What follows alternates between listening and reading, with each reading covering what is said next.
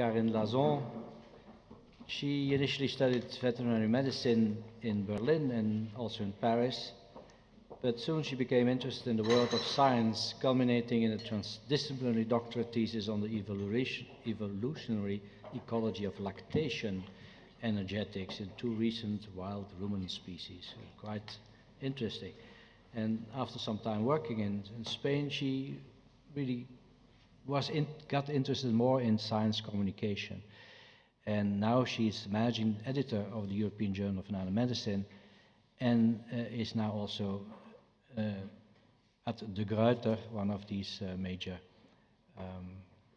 companies in editing and publishing companies. And I welcome her with reading the title of her talk, Open Access Funding and Subscription Journals. So, thank you, Jan Mous. Thank you for coming. Thank you, Beat, for having invited me. Last year I was talking about publication ethics, and this time I'll talk about changing the impact. Impact seems to be a sexy word today. So it's open access funding and subscription journals and some major issues. So what authors look for when publishing a scientific article is, of course, the impact. And so the question is, how can we measure impact? So traditionally, a whole bunch of metrics are used to measure impact of a scientific paper, of a publication.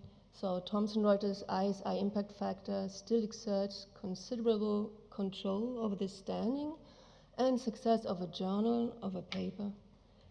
The highest impact factors are found in traditional subscription-based journals.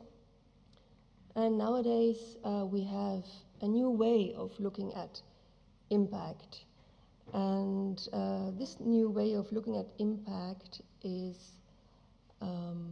reflected in the open access journals, where you have better discoverability, open sharing of scientific information, and a broad visibility.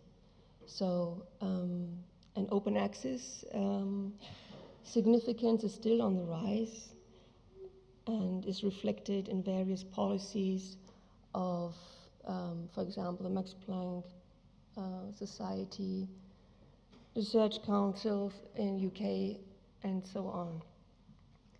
So now we are in a transition phase to the new way, towards visibility, discoverability, and open sharing.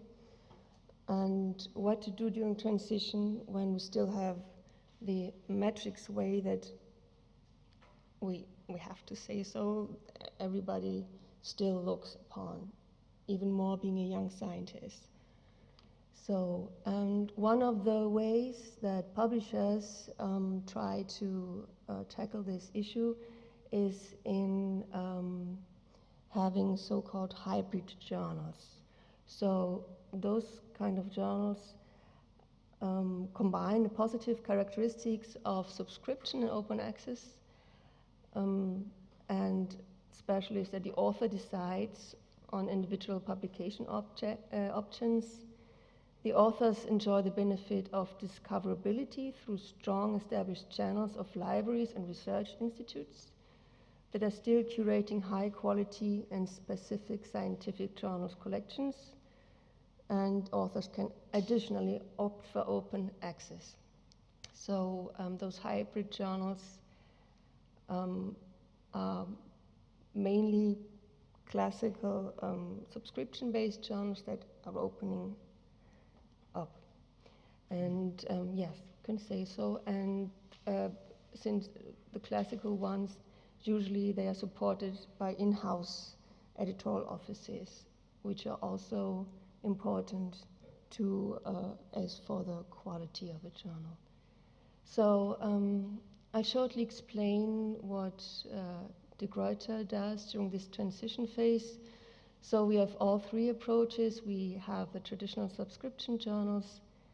As I mentioned, they have in-house editorial support.